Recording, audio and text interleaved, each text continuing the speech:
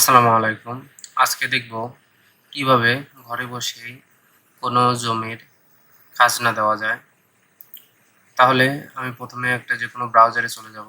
ব্রাউজারে গিয়ে এখানে আমি লিখব LAND ল্যান্ড। ল্যান্ড দেখুন এখানে ল্যান্ড কপ বিডি আছে। আমি এখানে চলে যাব। এখানে ১ম এ যে ওয়েবসাইটটা আছে land.gov.bd এখানে চলে যাব। এখানে গিয়ে দেখুন এখানে একটা লগইন নামে একটা অপশন আছে। আমি এখানে গিয়ে এখানে ১ম এ লগইন দেব।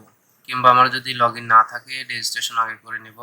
তাহলে আমার যেহেতু রেজিস্ট্রেশন করা আছে সেক্ষেত্রে আমি লগইন দেব।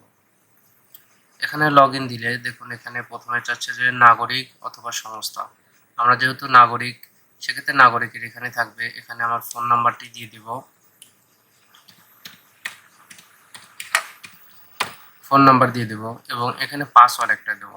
যে পাসওয়ার্ডটি আমি যখন রেজিস্ট্রেশন করেছি যেখানে রেজিস্ট্রেশন করুন লেখা আছে, রেজিস্ট্রেশন করার সময় যে পাসওয়ার্ডটা দিয়েছিলাম সেই পাসওয়ার্ডটা আমার দিতে হবে এখানে।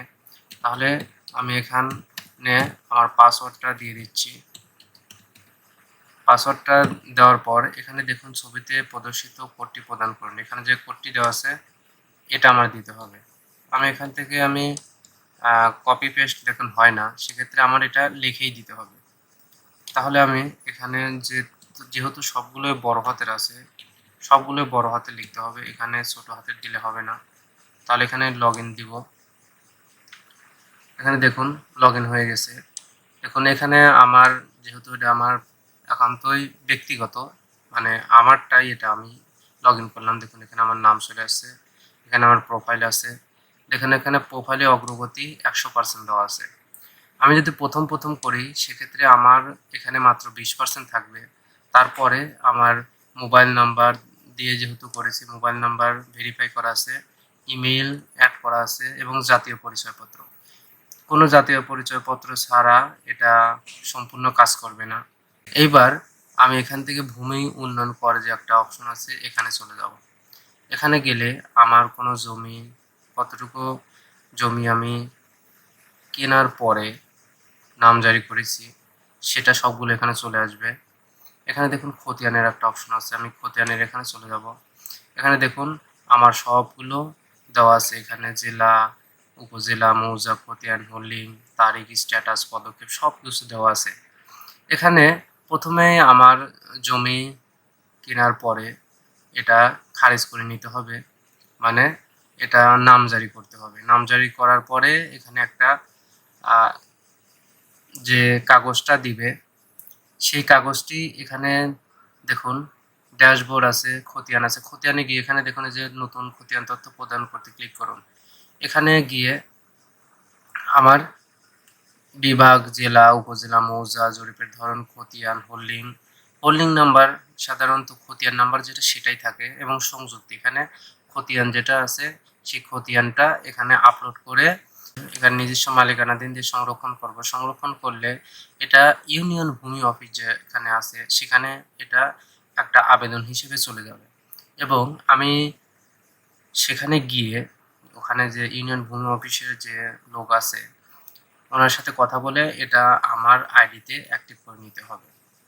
১ম দিকে হয়তোবা কিছু টাকাও নিতে পারে। যেহেতু সরকারি, সেক্ষেত্রে তাদের কাছে হয়তোবা ১ম বার খাজনা দিতে গেলে কিছুটা টাকা বেশি নেয়।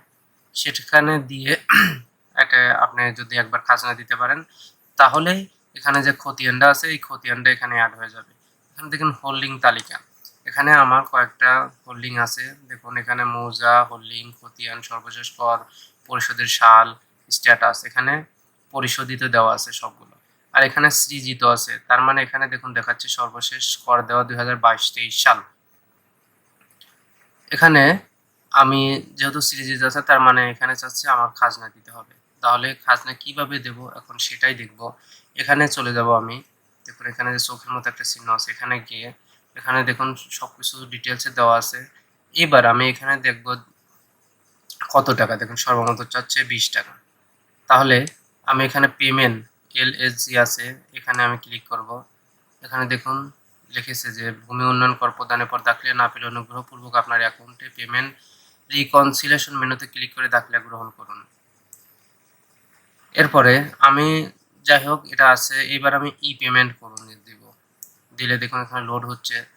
এবার আমাকে নিয়ে গেছে আমি কিসের মাধ্যমে দেব, তাহলে আমি এখানে বিকাশ সিলেক্ট করব, তারপরে পরবর্তী, তারপরে এখানে আমার বিকাশ নাম্বারটা যাচ্ছে, আমি একটা বিকাশ নাম্বার দিয়ে দিব। বিকাশ নাম্বার দেওয়ার পরে এখানে আমি কনফার্ম দিব। কনফার্ম দিলে দেখুন আমার যে বিকাশ নাম্বার আছে সেই বিকাশ নাম্বারে আমার একটা 6 সংখ্যার কোড চলে যাবে। সেই কোডটা আমার এখানে দিতে হবে। দেখুন এখনো 16 সেকেন্ড দেখাচ্ছে, 15 সেকেন্ড। কোডটা এখনো আমার আসেনি। কোডটা আসলেই আমি এখানে বসায় দিব, তারপরে কনফার্ম দিব।